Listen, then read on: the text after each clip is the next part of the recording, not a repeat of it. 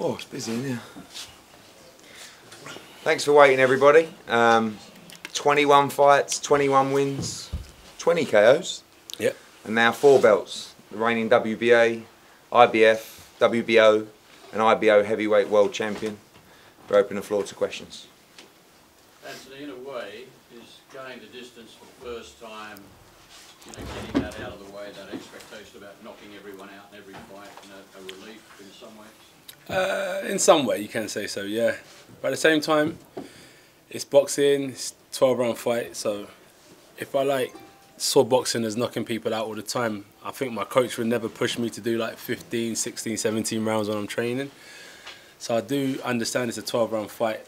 And Klitschko, 11 rounds, Takam was 10. So we've always been in the realms of going 12 rounds if we need to, and today was the first time and we coped with it well. So on to the next now. Anthony, there's been a bit of criticism from the Parker camp as well about the ref breaking you guys up. What did you make of that? I've always said it like this. I think that sometimes the judges get complaints by fans and fighters. Sometimes the ref get a hard time from fans and fighters. But I don't really like to, put a bad name on the refs and judges because they're there to do their job, and Parker's trainer should have advised him of ways to avoid getting disciplined by the ref and getting told off by the ref. So that's his job, not to kind of, go against the referee, find a way to go around the referee and what he's doing. So it's not my job to kind of disrespect the referees and the judges. And I think Parker was happy to hold as well. Interesting. Given your height and reach advantage, do you think that Parker could have done more damage if he had more of a chance to get inside? I think when we did get inside, I was swinging along with him. The only time I wasn't swinging is when I did swing back, then the ref kind of, remember when he pulled us apart and told us don't let that happen again. So I kind of abided by his rules. But if he wanted to fight on the inside, it would have been no issue with me because we can do that too. So either way, whether it was long or short, I was comfortable in both positions. That communication from the ref, was that in English? Or? Yeah, all English. He spoke to us before in the change rooms, gave us a set of rules, and there was no translator, all in English. Yeah, I'll just clear up that comment, I think, from Kevin Barry's team, that the referee didn't speak English. Yeah. The entire talk in the change room for about 2 minutes of the rules was in absolute perfect English. If you check my website soon, there'll be a little behind-the-scenes clip, and they'll probably put that part in there when they speak in English. Make sure you check out the website, guys. What do you make of the fact that Kevin's saying that there's a language barrier? What do I think about that? I think it's hard to please everyone. His first language probably isn't English, but he is fluent in English and he does speak it. So yeah, maybe he hasn't got a Cockney accent, but he can definitely speak English well. Anthony, they conceded that they were very gracious. They considered they were beaten by a bigger, better man on the night. What were your thoughts on Joseph from our perspective, just in terms of being, taking the 12 rounds and going to war with you? It's difficult when someone comes and's backing off a lot of the time and so on and so forth. But so be it, history was made. Joseph played a massive part in this, his whole camp did, and I'm honoured to share the ring with him. And what's interesting is Joseph won't give up now, do you know what I mean? He's still young, competitive, and I think we'll definitely see Joseph Parker again. But as you said, I think just on this evening I was more focused, more disciplined, and I carried out the tactics and I was a better man, it seemed.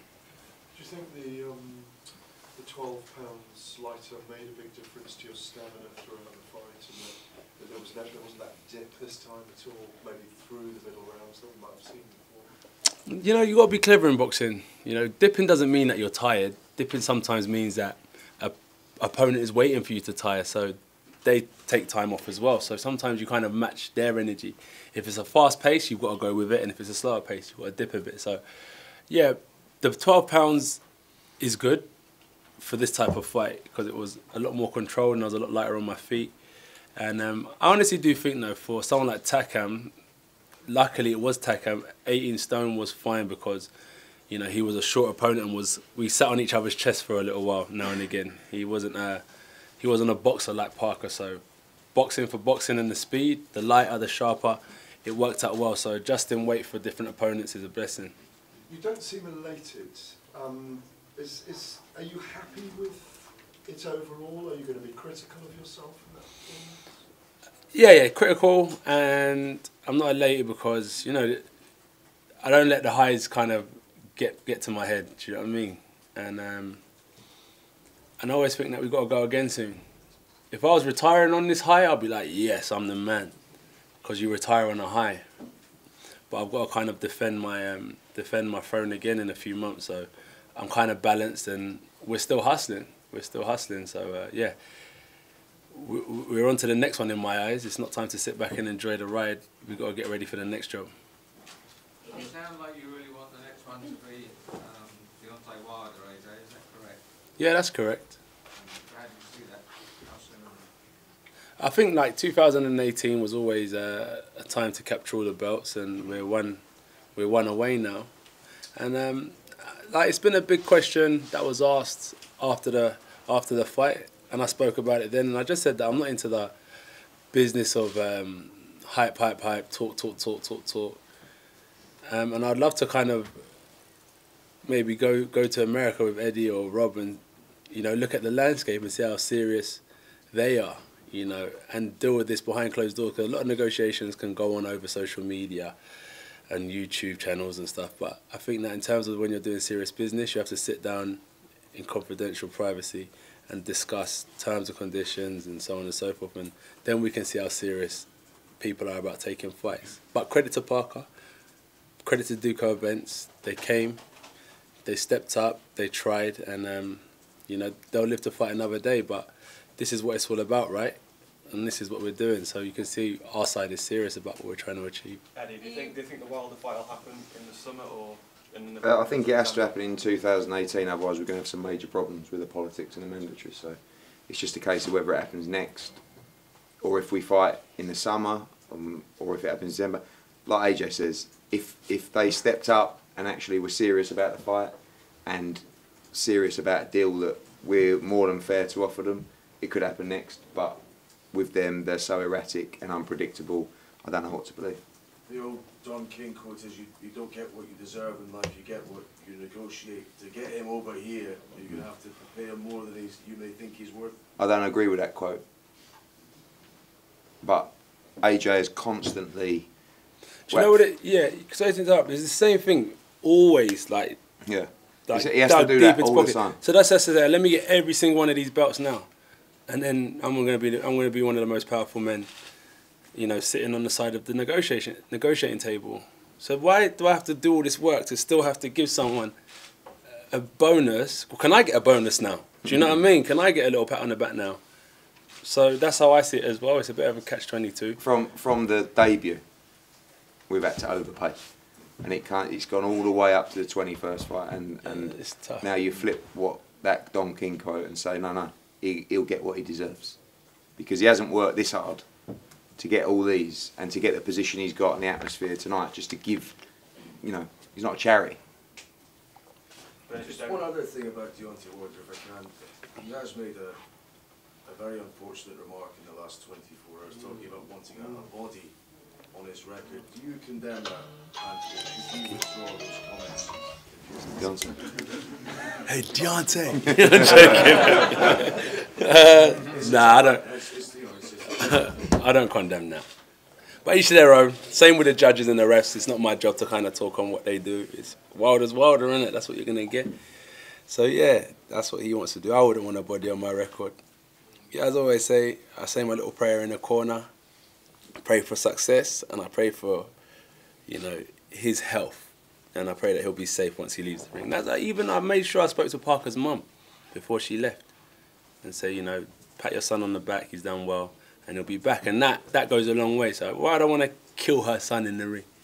Do you know what I mean? But each of their own. For me, that's not who I am. But for him, let's not belittle him for what he says. That's who he is, and we accept him for that. Anthony, if you do fight someone Deontay Wilder, yes, would you like it to be over here in the stadium 100. rather than Vegas? I don't. Okay, me personally, yeah. But we have to see what's best as a team. Do you know what I mean? But me personally, it is really good in the UK. It's comfortable.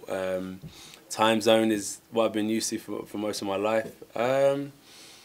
You know, I haven't got to travel loads of hours across seas and disrupt my sleeping pattern and stuff. So I think for those reasons, I like the sound of fighting in the UK. But if there was a a healthy offer or something on the table, then it would make sense to go, wouldn't it? But there hasn't been that, so we're comfortable in the UK while we're doing what we're doing. Anthony, how determined, how hungry are you to add that final belt to your collection, do what nobody's done before in the heavyweight division, and take it on? If I'm honest, my hunger is about is more so about improvement. You know, I'll get all 5 of the belts. That's not an issue. But it's about improving for me. So my hunger, honestly, that's why I'm not elated with like all these belts. I'm not like, wow, I got the belts, I'm the man. It's like, where can I improve? And that's just how I am. That's how I am. So yeah, I'm more interested in improving, because the better I am, the more untouchable I become, the easier it is to get my hands on these belts. So yeah. And your rise over the last 6 years has been meteoric. London 2012, multiple world champion. How do you reflect on that journey, and where do you see it going from here? How do I reflect on it? I've had like people like Rob in my corner, you know, backing me when people wanted to write me off, and then that was a blessing. So like, you're asking me a lot of the questions, but these guys up here know a lot about me and what happens behind the scenes, so I give credit to these guys as well. And that's what I think, is that we've always been in it at the deep end, and there's always been high expectations, and that's why don't let it bother me, don't let it faze me, and I just focus on improving, because I know the expectations of what I can achieve are very possible and are very capable, but without the dedication, the discipline, I won't be able to bring them to reality. So I keep my feet on the ground. These guys work me hard, and that's why I don't get carried away, and I think sky's the limit for what we're trying to achieve, you know. Selling out 3 massive stadium fights in 11 months, do you feel the magnitude of what's going on in this country around you? It's not just around me. Remember, look at I always say, look at the whole show. It's an event. It's an event, the whole event. So it's not just about me. You got the Commonwealth Games coming up. I'm behind all these boxers. You got young boxers, Boatsy coming through tonight, Cordino, all these guys, David Price and Povetkin. It's phenomenal. Eddie's doing a great job at promoting. Freddie's doing a great job at managing myself, telling my story to a completely different audience that aren't die-hard boxing fans. It's amazing what everyone's doing. So I bring 20,000. Rob's a boxing historian. He's been with Carl Froch. He done the show at Wembley, so he brings 20,000 people that have supported him. Eddie brings 20. Freddie tells us everyone plays a massive part to bring this together. So it's not just me. I play a small part in this big puzzle. Anthony, what did you think of Povetkin's knockout of Price? I didn't see it yet. I haven't seen it yet, unfortunately. But everyone wants Price to do well. And that's what's good about the UK fans, isn't it? Everyone wants to see him rise again. So well done to Povetkin, and it's hard luck to Price, do you know what I mean? Because that would have been a good win for him. Eddie, what's the situation with that mandatory? He'll be our eventual mandatory. It hasn't been called yet, but at some point when a mandatory is due, Povetkin will be the WBA mandatory. The IBF have ordered Pulev against Brazil. WBO, I'm sure, will order another one. That's why you're saying that Wilder fight has to happen this year. Yeah, because at some point you're going to have to drop a belt. Yeah. And the whole point of the Wilder fight is to win the final belt. So we don't really want to drop a belt and then fight Wilder. It could still happen, but it's not quite the history fight that it could be. Are you ruling out a rematch with Joseph Parker? You talking to me? Or, yeah, definitely, yeah. I mean, look, as Anthony said, he's 24. He's going to come again. He wasn't good enough tonight, but he's a very good fighter, and he has a good team of people around him. He has a lot of support. He's a very nice young man, and I'm sure he's got a few. We need people like Joseph Parker in the division. The more people that are active and good quality heavyweights, the better. Rob, how do you reflect on Anthony's performance today? Yeah, do you think he was mature? Yeah, he stayed calm, got behind the jab, got his left hook working. Parker wasn't really there for the right hand. He knows what he's doing, Parker. He's a really solid contender. But I thought he was professional, Anthony. He saw some of the heavyweights in the past win the fights behind the jab, and that's what he did tonight. And I felt he did a good job on negating Parker and cutting him off and winning out a comfortable winner. So I was pleased. AJ, you did a good job at cutting off the ring and cornering Parker, but you seemed a little reluctant to throw the right hand. Am I reading it wrong, or? Yeah, you're reading it right, actually. I wouldn't say it was reluctant, but when something's working, why try to change it, you know? So, yeah, I knew how to break Parker down, and I knew how to put him in a position where he couldn't do much back. Throwing the right hand at times would have been in a position where he could have countered me, so I hold it back and continue working that left hook, and that's why the lead hand was the most important hand in this fight. Swinging the hook as he came here and ramming that jab as he came. Every time he came forward, I would just ram that jab in his face. And every time I threw the right hand, he would slip down to his left, and that's why he was ending up underneath my arm, because I was going like that, and he would just duck and end up underneath there. So what I started to do is throw the jab, and as he would dip because of the right hand, I was swinging that left hook there, and that's why this wasn't in massive action tonight, because he wasn't in a position for me to throw it. Do you think you hurt his granite chin? You'd have to ask him, but I know that I was supposed to be in with the fastest heavyweight in the world, and I beat him to the majority of punches, and you know, a strong puncher. I was supposed to be with a strong puncher, and I took some of his shots. The referee went to break, he swung a big left hook and caught me, didn't do me any damage. He was supposed to knock me out tonight, didn't happen. And yeah, actually, forget the humble shit, I did hurt him a few times, and I bust his eye as well. So yeah, that's it. Eddie, when will talk start with Wilder? What's the sort of path now in terms of getting his fight done? It's not really about Wilder, it's more about us sitting down. We'll sit down over the next 2 weeks and plan out the rest of 2018, whether there is that fight in the summer and so forth, and Rob will analyse everything, and the training team done a brilliant job. AJ did 12 rounds tonight, wasn't even breathing. So it's really his call on how many times he wants to fight this year. Anthony, how frustrating is it for you that the Wilder fight keeps getting mentioned? You guys have put the offers to him, but they haven't given you anything back. It's not. It's probably, look, we look at history. History repeats itself. It's not the first time. Look at Riddick Bowe, Lennox. Shit happens, isn't it? It is what it is. This is just boxing. So we'll ride our wave while we're here, and soon be forgotten about in the next 10 years, isn't it? So we do what's right for us, and that's just how it goes. Eddie, there's been some wide criticism of how wide the scorecards were. Do you think that may play a factor in how willing Wilder is to come over to the UK? Somebody's mentioned before. Can you confirm the scorecards? 119, 109 and 118, 110 twice. 118, 110. Yeah, I gave Parker 2 rounds. 3 rounds tops. 3 rounds. 3 rounds. Yeah. I didn't give him one. No, not many. Some people didn't give him one. He didn't. You can't say he grabbed a round by any round by the scruff of the neck. I mean, there were rounds where you might have given it, you know, but he wasn't trying to win the rounds. Anthony, was you nervous for the first time when you went to the scorecards, waiting to find out? Or did you know that you had the result? I knew.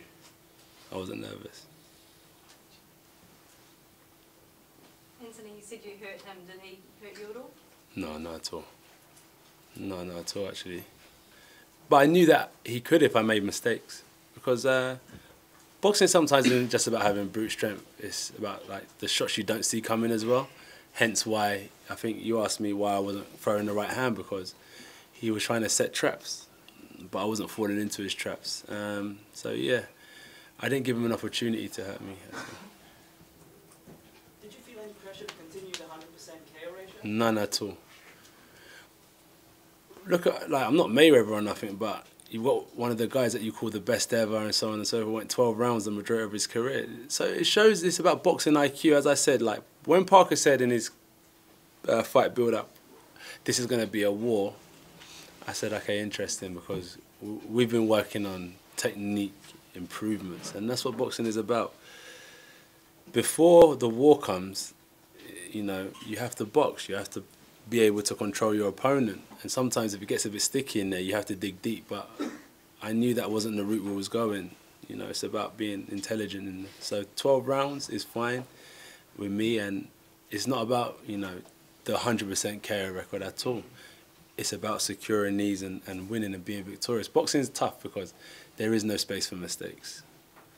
You know, you lose and the next man's sitting here getting praised, so it's just getting that W on the record and trying to progress. Now I've got a bit of time and work on the basics and go again and display some good boxing skills with whoever I fight later on in the year.